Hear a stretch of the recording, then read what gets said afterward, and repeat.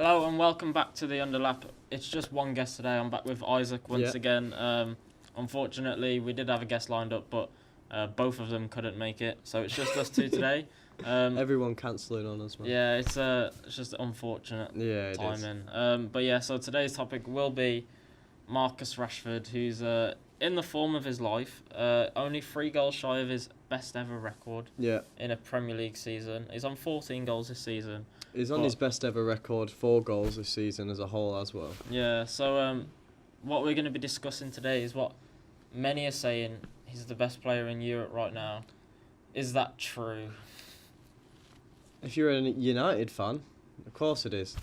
But if you watch football in general, yeah, he's doing great, but he's not the best player in Europe currently. And we're going to explore a little bit why. Well, yeah, I've got at least 4 players that levels ahead, at least statistically right now. Not so much in the goals department, because obviously he's the highest scorer in Europe since the World Cup. But in terms of everything else, Rashford's currently one of those players that it doesn't really go to show because he's a forward. And like many forwards, he can drop an absolute stinker of a game, but score a goal, and people completely forget about the performance just because he's got a goal, which is kind of the striker's job, really. Even if they don't necessarily have a good game anywhere else, if they grab a goal, it's important. But because he's doing that every week, where he's having a bad game but having 2 goals or a goal and an assist, it's making everyone forget that he's not actually performing as well as other players. He's just getting more goals, which obviously goals are the most important thing about football.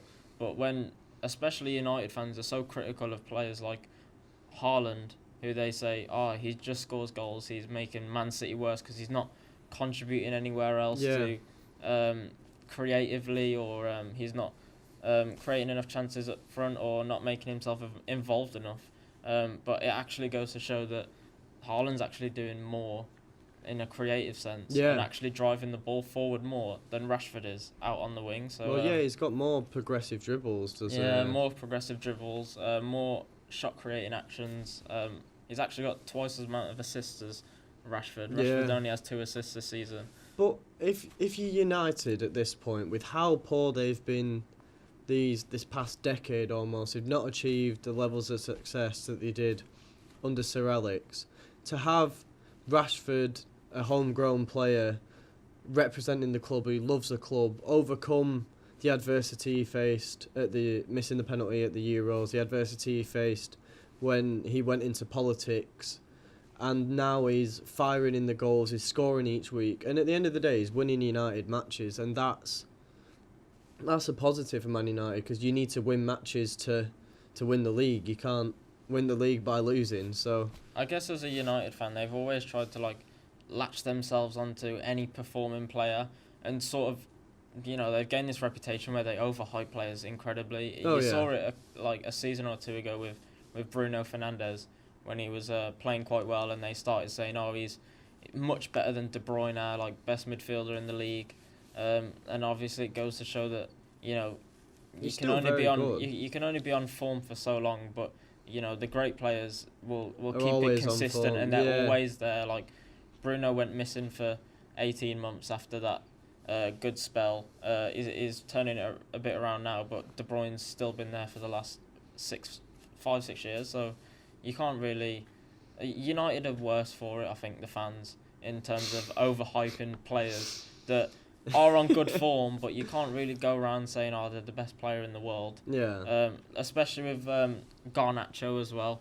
I feel like he's great for his age. He's 18, 19, but at the same time, United have so many young players that have came through that haven't made it, because they've put so much pressure on them and so much hype on them to say, these are going to make it right to the top, like Jesse Lingard, like Adnan Januzaj. They're going to go right to the top, and then their careers don't do much because United fans have overhyped them to the point that everyone else starts thinking, surely this guy's going to be the next big thing. But it's just United fans being United fans at the end of the day, and that's exactly what they're doing with Rashford at the moment. And you don't have an agenda against United? I just say they're up there with Liverpool and Villa in terms of their delusion levels, because they can't let go of the fact that they aren't the club that they used to be Yeah. 10 years ago. Like, yes, they're still one of the biggest clubs in the world, but performance-wise, they haven't really won anything apart from the odd domestic cup and a Europa League.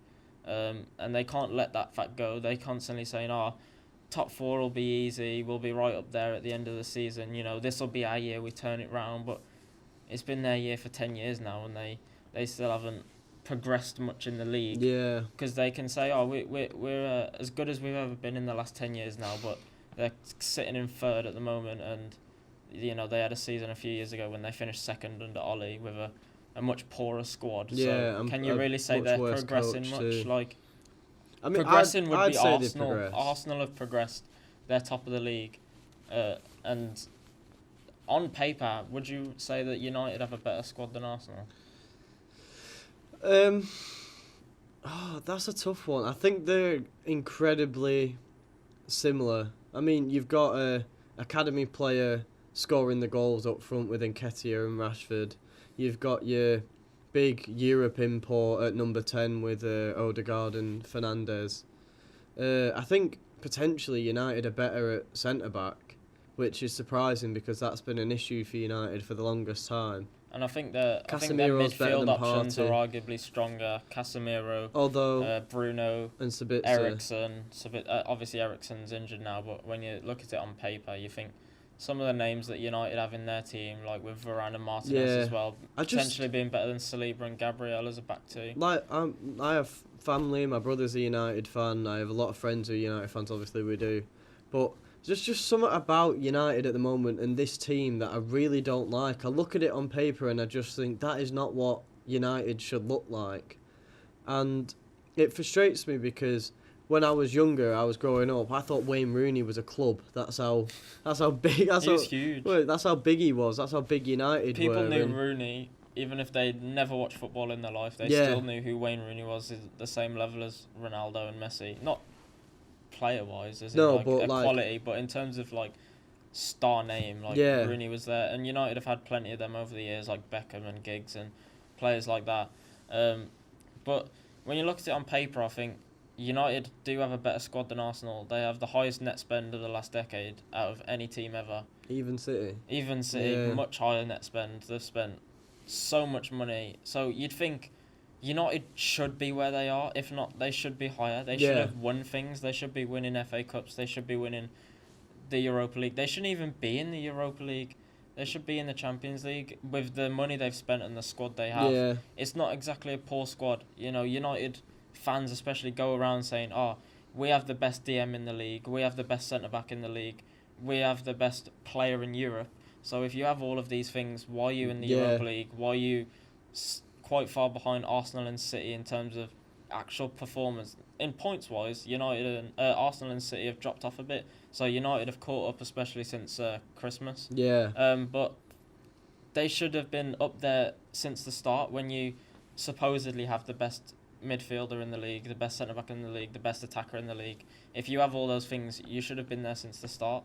But obviously it's not happening. And they have, this new manager that's the best since Ferguson. And he is, to be fair. I mean, Mourinho is probably the best. Mourinho won them the Europa League, which, it's probably the biggest thing they've won since Ferguson left. Well, yeah, it is, yeah. Obviously, and did Mourinho not get second place as well? With Yeah, he Mauro did. and Fellaini up front? Oh. And when you look at the squad that Ten Hag's inherited compared to the squad that Mourinho had, it's such a wide gap in actual quality of players. And Mourinho achieved a lot with a much weaker squad on paper than what Ten Hag has inherited. Ten Hag will be a great manager, I'm sure, but United fans are so volatile that I think if he has a poor run of games, they'll start turning and thinking, he needs to get out, we need Zidane. Yeah, well, I heard a claim last night from a certain Jake O'Sullivan that said, I want Ten Hag for 15 years. 15 years. That's not ever going to happen. No, because clubs aren't run like that anymore. Clubs are... You'll get the rare Alex Ferguson, David Moyes at Everton, Arsene Wenger, Guardiola and Klopp. You'll get those rare occasions where they've done enough for the club where they can rightfully say that they deserve to be there for a decade. Like Guardiola's bought 5 or 6 league titles in Klopp bought in a Champions League and a league title, and domestic cups as well. So they can rightfully say that they've deserved to be at those clubs as long as they have. Yeah. Ten Hag, if he wants to be there for as long as Guardiola and Klopp have been there, he really needs to stop winning things, because he can't just say, we've got United into top 4, that's fine, it's progress, because it's not progress really. They've been in the top 4 a lot since Ferguson left. And but it's hard to win things when the teams around you are so good. But you need to get onto their level if you've spent the money that United are spending, and not throwing it around. United are getting there. They're looking a little more. They're looking a little bit more like cohesive with their transfer structure. They seem to be not taking as many risks. And Ten Hag's brought in new staff members. They've recently, this season, given Benny McCarthy a full-time role, former Premier League striker, and Rashford cited him as one of the reasons he's on form, taking it back to Rashford. He's been doing extensive one-to-one coaching. All the attacking players are happy that they've got an attack-minded coach who's been there and done that. He's made him more direct, more confident, and he's made him a lot better at heading. If you look at Rashford's stats, he's now in the 81st percentile for aerial duels won. He scored a great header the other day. Yeah.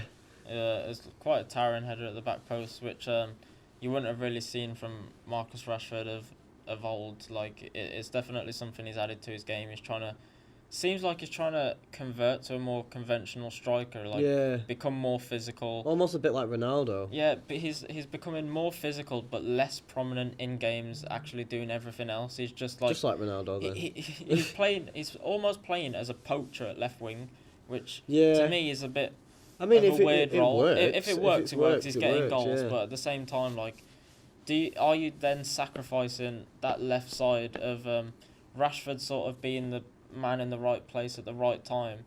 Are you then sacrificing that whole side of the pitch in terms of areas that you can take the ball forward, because you're then having to focus down the right and the centre, because Rashford, he doesn't really want to take the ball forward, he wants to be in the box when it gets there. Yeah. So, but I think Bruno Fernandes and Jadon Sancho now back in the side have enough quality to do that ball carrying, and you've got Weghorst in there now as a towering figure, almost like a false nine. He'll come and collect the ball and hold it up and lay it off, and then Rashford will be in the positions you'd expect Weghorst to be in, headering it in at the back post, putting in tap-ins. And if you watch Rashford play, it looks like he does a lot more than the stats say, because you watch Rashford and he does get on the ball quite a bit. He does get on the end of opportunities. He does do a lot of running, but you look at him stats-wise, and compared to, I'm assuming you had the same players as me, Mbappe, Messi and Haaland. So far low. So if we have a look at some of these underlying stats, obviously 14 goals in the league, top 1% for non-penalty goals. Bottom 12% for progressive passes, bottom 28% for progressive carries, and bottom 34% for successful take-ons, which, for a left winger in the Premier League, that's really, really not good at all. No. You're talking like championship level wingers are probably on higher percentiles than that. I want to know what McNeil's on now. Well, even Jed Wallace for West Brom's probably on higher progressive passes and carries, which obviously for a Premier League level winger who they're saying is the best player in Europe, you'd expect it to be much, much higher, especially when I'll read out some of the stats of the other players on this list right now. But yeah, like I said, Rashford's not getting involved in the game. Maybe it makes it seem like he is when you watch the highlight videos on Sky Sports the next morning, and it's like, all the highlights are Rashford getting on the end of chances, creating chances, scoring goals. But you're not really seeing the full 90 minutes where he might just be walking around, not really getting involved, just trying to be in the right place at the right time like he has been doing. Yeah, and it's weird how you hear people talk about Mbappe and Messi, they don't do enough off the ball. Messi's constantly walking around doing nothing. And yet you look at Messi's stats, and apart from two, he's in the 90th percentile plus for every attacking stat, and Mbappe is in the 90th percentile plus for every attacking stat. Stats, when I saw Rashford's and I thought, it doesn't look too great, and then I clicked on Mbappe's and I was like, oh, wow. Like, Yeah, well, it his does. stats are ridiculous. If you put it in FIFA terms, Rashford's stats look like an 81 rated FIFA card, and Mbappe's looks like a 91 rated FIFA card. They don't compare whatsoever. I mean, yes, Mbappe's in a weaker league, and you can say, oh, Liga, Farmers League, But he's doing it in the blah, Champions League as well. Yeah, He is. Mbappe's got 7 goals in 7 games in the Champions League, which is great. 15 goals in the league in just 20 games. Hasn't got as many assists this season though, Mbappe. I think he's only got 2, which last season I'm pretty sure he broke the record for the most assists in a season in Ligue 1. So it seems like he's completely transformed what he was doing from last season to more of a, he's going to get the goals this season. Yeah, because if you look at the stats for the front three, Messi and Neymar have 10 plus assists already. Yeah, I think Messi has 11. Yeah, whereas Mbappe, he's on the end of all these chances. If you watch any PSG game or if you watch PSG highlights, it is 15 times in one game Mbappe will be sent in behind and he'll try and hit a finesse shot, or he'll be one-on-one with the goalkeeper or whatever. He is constantly causing trouble on the ball himself, off the ball, being played in behind, link-up play. Some of the stuff that the front three of PSG do is absolutely mesmerising to watch. It's like Brazil in the early 2000s. It's proper football in the sense of it's beautiful, it's skillful, yet it's cohesive, it's extremely meticulous, yet it looks so effortless at the same time. And you can tell that by watching Rashford, he's trying to be where he is right now. And that's an incredible thing. You want players in your club and your team that are going to try. But when it comes so naturally to the likes of Messi, Mbappe, Haaland, you're going to struggle to keep up with them because they are just so good without thought. So with Mbappe and Rashford sort of playing similar roles in terms of they're going to be the goal scoring left winger who's cutting in and being the one on the end of chances, you'd expect them to have similar stats. But with Mbappe being top 1% for progressive carries, top 2% for successful take-ons, top 6% for progressive passes, it sort of completely dwarfs what Rashford's doing outside of goals. And Mbappe has 1 more goal than Rashford in the league this season. Pretty sure he's played less games as well. And obviously he has more goals in Europe as well. So and he's playing in the Champions League compared to the Europa League. So you can say, like I said before, like, oh, Mbappe's in Liga, it's not as tough as the Premier League is. But Rashford's barely scoring in the Europa League. I mean, yes, he scored against Barcelona, didn't he? That was an incredible game of football, just in general, for a neutral. But Mbappe's doing it in the Champions League. I think if he comes back fully fit for the next Bayern Munich game, he's going to score. Oh, yeah, he already looked like he was going to, when he got subbed on in the first leg, he did he have 2 goals disallowed? Or was it just the 1? So PSG was so unlucky. He looks like a problem. So if he's fully fit in the second leg, then that tie could be completely different, especially with it being in France. But yeah, I think currently Mbappe is on a whole different level to anyone bar Messi and Haaland. Yeah. Maybe De Bruyne gets up there as well, which are conveniently the 4 other people on this list apart from Rashford. But Rashford's probably the most informed player in terms of goal scoring. Yeah, but he's not the best player in Europe. No, and it's annoying that these claims happen because you start to bog down a player that you should just appreciate the form he's in and how well he's doing. We're having this whole discussion, bringing stats up and comparisons, and we should just be going, bloody hell, Rashford looks like a completely different person compared to how he was. But because of, like I said, it's United fans, and you don't want to keep bringing it back. You've gotten used to it being a West Brom fan, though. You've had your spirits trampled on over the years. You've got no belief anymore. So it's good to see Rashford performing the way he is, but when you see all these claims come out saying, oh, he could be tipped to be the Ballon d'Or winner, he should be up there for PFA Player of the Year. Maybe but... Well, no, because he's... He's scored 12 less than Haaland, in the league, and if you're going to say, oh, Haaland's just scored goals, he's not really done much else, but Haaland's beaten Rashford in progressive carries and progressive passes, and he's a striker that barely gets the ball, and he's still doing more in a creative sense than Rashford is. So Rashford shouldn't be anywhere near the Player of the I Year mean, debate. he should be up for it. I mean, it's only him. I mean, it's a Kane two-way. and It's a Haaland. two-way race. It's Odegaard and And Haaland Odegaard, really. yeah. But you can maybe put Rashford in the conversation. But if it comes out that he wins it, I think it'll be outrage. It's just weird how Norway have developed these players that are absolute world beaters, and yet they weren't in the World Cup. I'm excited to see what they continue to do going forward, especially with the Euros. Because they've got that. Is it the Euros next year? I think. Yeah. Yeah. They've got that kid who's at Atlanta, Hodgland. Oh, I don't know how to yeah, that pronounce his name. striker. Yeah, He's basically a Haaland regen. Who's Yeah. not quite Haaland, but he's still I'm pretty sure a there's Norwegian beast who can score goals. there's that winger at Club Brugge as well, Noosa. Not quite heard of him. He looks pretty good. I think he's only 16 or 17. So there's Players coming through.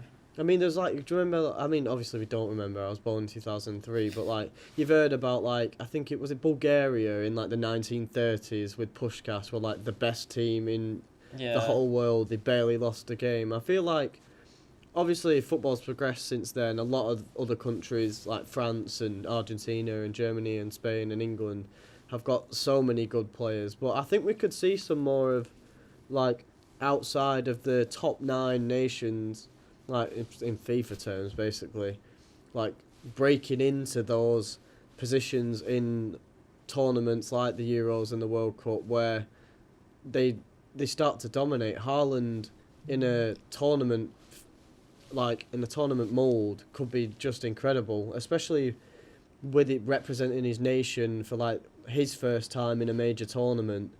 The amount of there'd be a lot of pressure on him, but him and Odegaard linking together would scare any defence in the world. Even if you've won the World Cup already, I think you'd be scared. Yeah, you can do it on an international stage. Was it 6 or 7 he scored for Norway at 18 years old? Yeah. And I think that was the first time I ever heard of Haaland when that headline came out that this Norwegian 18-year-old has scored 6 or 7 in one game, and he's playing for Salzburg. I'm thinking, Jesus, that's a pretty good feat, especially someone like Norway who's never really been, up there as one of those sides. But they've got a fair few world-class players, well, especially 2 in Odegaard and Haaland. They just need to build up the rest of the squad. Yeah. Because that's where they're going to fall compared to other teams. Other teams will have the same level of 2 world-class players, but then the rest of their squad will also be complete. Those are your Frances, your Spains, your Englands. But you could see it, like Morocco had a great World Cup, and they've only got 1 or 2, up there players like Hakimi and players like that. So you could see it, but at the same time, Norway. And I guess these tournaments give these teams the platform to showcase their talent and for players to make a name for themselves. Like Sofiane Amrabat and Unahi, both impressed massively for Morocco, and Amrabat's still at Fiorentina, but Unahi got a move from Angers to Marseille, so that's a big step up from him, and that's from 8 matches. Yeah. So the World Cup is always a stage, and the Euros is always a stage for players to showcase themselves. And obviously, a player that showcased himself in the past week, my player of the week, I'm going to stick with Marcus Rashford. That's a fair point. So, my player of the week this week was Tom Bradshaw, who scored a hat-trick for Millwall against Sheffield United. Yeah. Obviously, that game's probably gifted Burnley the championship Hell title yeah. now. Hell yeah, it has. But they have been the best team in the league this season, and I think it would have been, disastrous if Burnley didn't win the championship this season. Not because they should have been there at the beginning, but because their performances have been so good. Yeah. They definitely look like a completely different team that were in the Premier League even 2 seasons ago, where they were 4-4-2 under Sean Dyche with Chris Wood and Ashley Barnes up front. It looks like a completely different style of play, a completely different team. It's not that same Burnley that was, near enough the bottom of the league They were up in 7th and 8th at some points. Oh but, yeah, what a time that was! but, And then we conceded a bicycle kick to an Aberdeen striker and got knocked out of Europe before we even got into the competition. But like, yeah, Burnley definitely deserved to be there, and I just wish West Brom were. But Yeah, they won't. it's so They're not. inconsistent. Yeah. Like, we had a good run of form, and then we Well, you troubled lose us. I 3 mean, on you the got that bounce. equaliser against us. I thought, oh, West Brom look all right. They've got Daryl DK. They've got Yasuklu. They've got some decent players. And no, you're just terrible, aren't you? Yeah, we went. we were 1-0 up against Burnley, and we was like, this could be a great win, and then we decided to come out in the second half, and we're like, oh yeah, we'll just defend. You for didn't the come out in the entire- second half, Yeah, apparently. we'll just defend for the entire second half and hope that the best attacking team in the league don't punish us for that. Yeah. But moving back to some of these players, I just want to quickly point on Messi, because he's no longer in that debate for best player in the world, but he should be. Oh, yeah.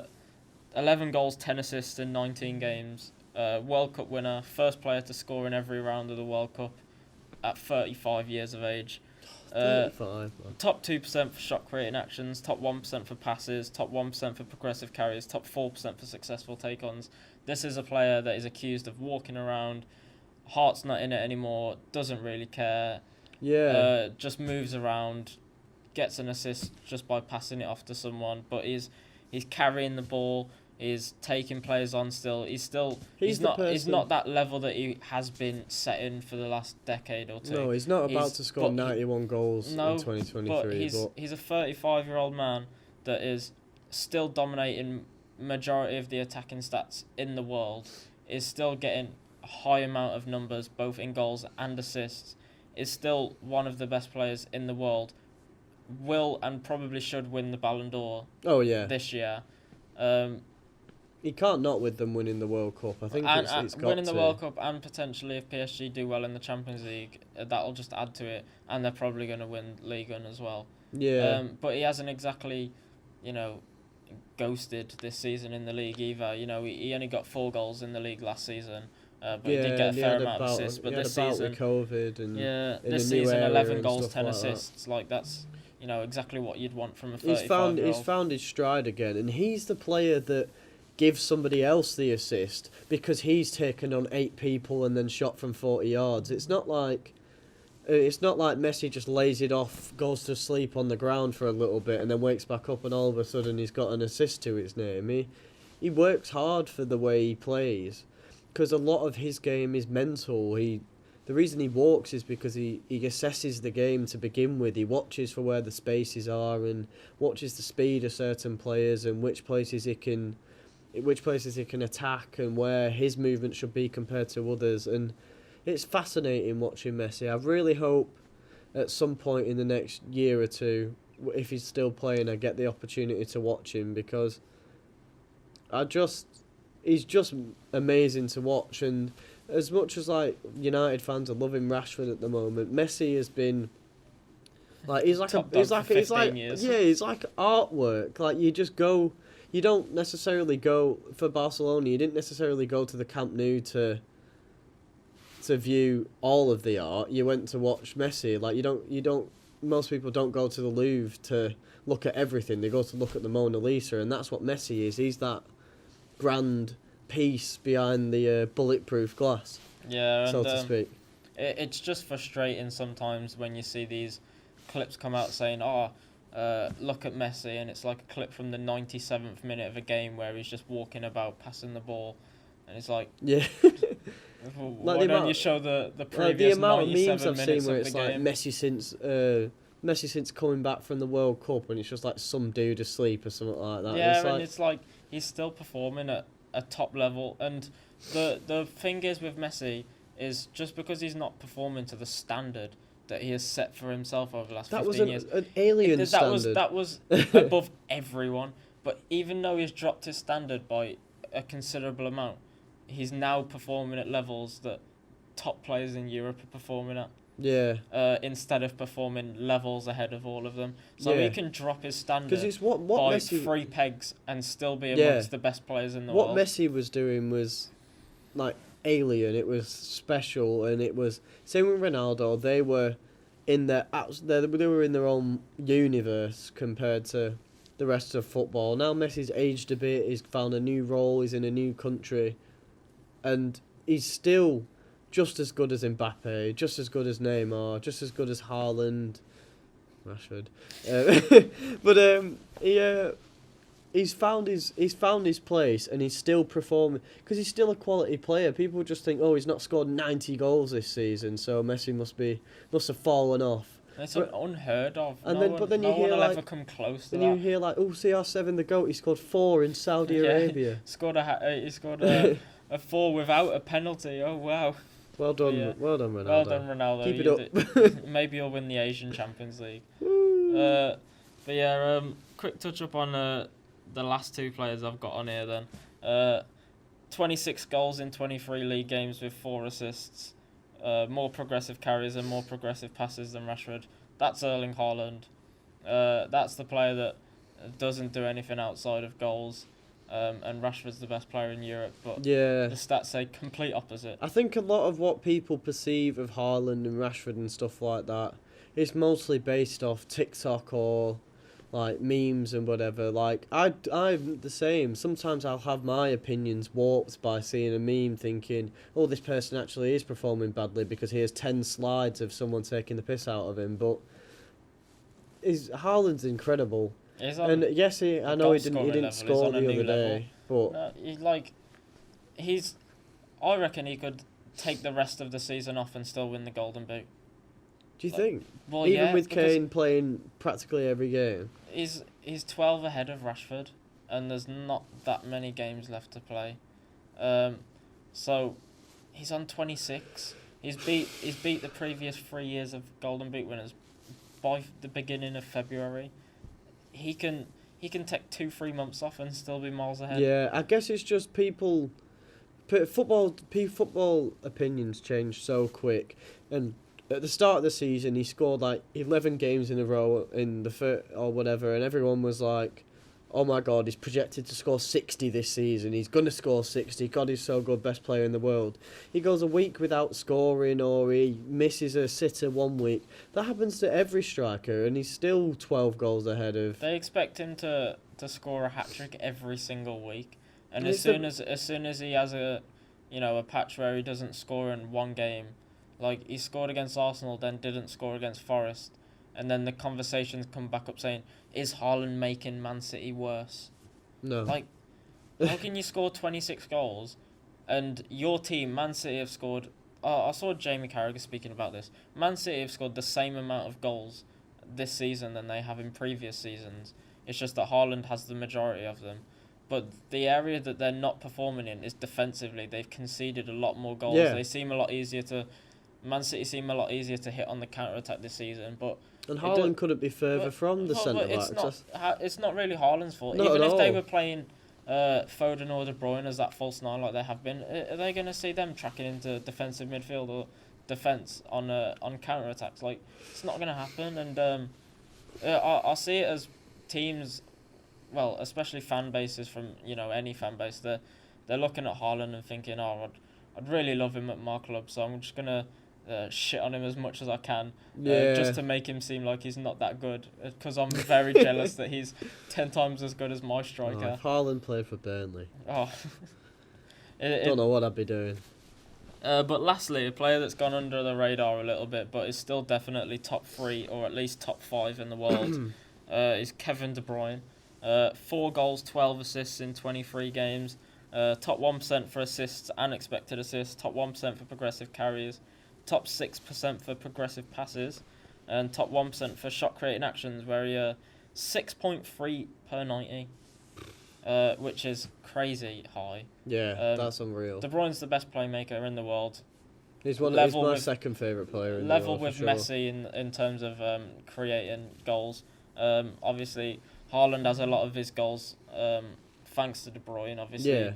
It's De Bruyne's dream to have a player like Haaland in front of him who he can just cross a ball in and know that Haaland's going to fly at it. It's like Brock Lesnar with Bobby Lashley. He just thinks about him when he goes to sleep. Yeah, it's like I bet that few weeks that Haaland was off, that must have been torrid for De Bruyne. He's thinking, who's going to put these chances in? He puts a cross in. He doesn't even need it to be necessarily fully accurate. He just knows Haaland's just gonna fly at it. And the players around Haaland and Kevin De Bruyne will start to adapt too. Grealish is doing it. Yeah. I've had a look at Grealish's underlying numbers, and they're insane. And he's performing very consistently. I don't think he's got a lower than 7 average rating in his last 20 games. Yeah, it's like Rodri too. And he's getting more involved in games now, and he's getting more involved in goals as well. He got another assist at the weekend against Forest. He assisted Bernardo Silva's goal, which was a cracking goal. It kind of annoys me every time Grealish scores, because the whole narrative around him is 100 million, what a waste of money, he's not worth that. And it's hard sometimes with that amount of money spent to just go, yeah, he wasn't worth 100 million. He's still very good. They just happen to pay that for him because that's what the market's like. Because almost the transfer fee of a player doesn't accurately reflect the player, their value. It's the value to the club they play for at the end of the day. And if Villa saw him as the best player they've had in the last 20 years. Yeah. And 100 million, they probably valued him at more, but that was just the clause in his contract to say, if City came knocking, accept 100 million, it'll benefit the club enough to the point where they can rebuild from Grealish with 100 million. Is Grealish better than Rashford in your opinion? No. Okay, good. But I will never be able to say that as a West Brom fan when he played for Villa. True. I'll always have that agenda against Grealish because he's just one of them players that, it was satisfying to see him get clocked around the head by a Birmingham fan. It's just one of them players, especially when you see him flying around on the floor all the time, especially at Villa. It's so frustrating to watch him go down at the slightest of touches. Yeah. It's just really infuriating to watch sometimes. But sometimes you just got to sit back and realise that he's a class player. Yeah. He's getting better. He's definitely finally adapting to that Man City play style. He's finally starting to take the ball forward more because Grealish at the beginning of his City career was taking the ball forward, then coming back and passing it backwards to Cancelo. A bit like Sancho. It's just confidence. He seemed as though he came to a new manager where he wasn't so at Villa they were reliant on Grealish to start 99% of their attacks, of driving down the left, either taking a foul or coming in on the right and creating a passing option. But now Grealish has sort of came to a team where they dominate the ball. He's not going to be hitting teams on the counter-attack and driving at the full-backs. He's just going to sort of, make the full-back aware that he's there and then pass it back. But now we're seeing more so Grealish of what he was doing at Villa is trying to take players on, put the ball into the box, get more involved around the box as well, which is good to see because, Grealish at Villa was great and he had great stats as well. Assists, he was great. So, to conclude today, is Rashford the best player in Europe? Oh, no. Absolutely not. No, but he is pretty good. He's pretty good. He's scoring a decent amount of goals. Do I think he can maintain it? No. Because he's performing at a level that he can't maintain at the moment. He's scoring nearly a goal a game, which in a United team that's so up and down every so often, United will have a great run of form and then they'll just suddenly lose their next 4 games. But if his expected goals are so high, and that's what he's expected to score, then he's always one. It always seems like all of his goals are 1-on-1 with the keeper. You don't really see him scoring a goal where it's he's had to take on a few players. He's just always in behind. Yeah. Which so that's not a negative. It's not a negative thing. Mbappe and Haaland do the same thing, but there's going to come times where teams decide they want to drop off and sit deep, and then players like Rashford who are getting in behind and tapping goals in, he's not going to be able to score goals against a team like that, and especially when they start coming against teams like that who do want to sit back and not let balls in behind, it's going to be a struggle for him. But just a last touch up on the around the 92 section, which we'll finish on today. I want to touch up on Birmingham. They've faced some charges from the EFL, similar to what Derby faced when they had a heavy points deduction. Bet you're happy, aren't you? Oh, I'm very happy. I don't like Birmingham. But yeah, so they could be in trouble. Will they get out of it? I'm not sure. There's not much information that's there's literally 3 paragraphs on BBC. So EFL obviously put out a statement saying that they're charging I think it's 18, Birmingham 18 offences or something like that. then Birmingham responded. Their club statement was very vague, didn't really say much on the matter. They probably won't get any punishment this season. They might start next season with a points deduction, but it's all down to the ownership of Birmingham. Everyone knows the state that their ownership is in. You can see that their stadium's falling down, and half of it you're not even allowed to sit in. If you watched the West Brom Birmingham game last week on telly, half the stadium's covered up by tarp. Yeah. Because it's deemed unsafe. I've heard that the Birmingham owner is actually paying his Netflix subscription out of the club's finances. What? Yeah, exactly. Yeah, their club is in ruin at the moment, and I'm surprised that they're still in the Championship with the lack of finance, the lack of everything. Like Birmingham it seems like they should go down. They were expected to finish in the bottom three this season, and they've exceeded expectations. Yeah. But I don't think it can go on for much longer unless they get a takeover. And they're like 7 points above relegation. I don't think they'll go down this season. No. Unless they, for some reason, the EFL decide to give them their points deduction this season, which is very rare. They didn't do it to Derby. No. So I don't see them doing it to Birmingham. But yeah, their club is in a bit of a state at the minute. For sure. So you want to touch upon your Around the 92 section before we finish? Well, it's just following up on the hat trick. Millwall beat Sheffield United, I think of 3-2. Puts Burnley 11 points clear of Sheffield United, and Millwall are now level with Sunderland for the promotion spots. So Championship, it can change in a game. It's very close between everything's so close. Between 6th and 12th, I think there's about 6 or 7 points in it. Yeah. The playoff spots are definitely still up for grabs. One injury or one slip up or whatever can completely just a run of 6 games where you just win all 6 games. You fly up the table, sure. especially in a league that's so crazy. Championship's it's impossible to predict what's going to happen in the Championship. Even I remember the example a few seasons ago when Villa got taken over by Dean Smith and they were 14th with about 15 games to go, and then they got promoted.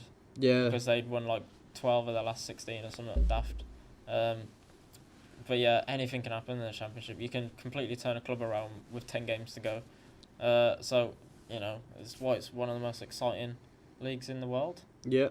Hopefully next podcast we'll have the fallout from the EFL Cup final between Newcastle and Manchester United. That'll be an interesting game, especially after what Nick Pope did. Karius in goal, potentially. His second cup final. His first professional game since 2021, since the start of 2021, I think.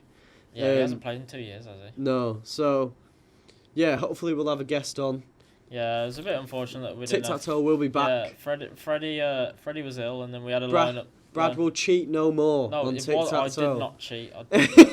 So basically, the footage corrupted, and I couldn't look back at what had actually happened. Footage corrupted, and Freddie won. Freddie did not win. But yeah, he was supposed to be on today to have a rematch, but he's ill. And then we had a replacement lined up, but he's injured. His knee's physically falling off.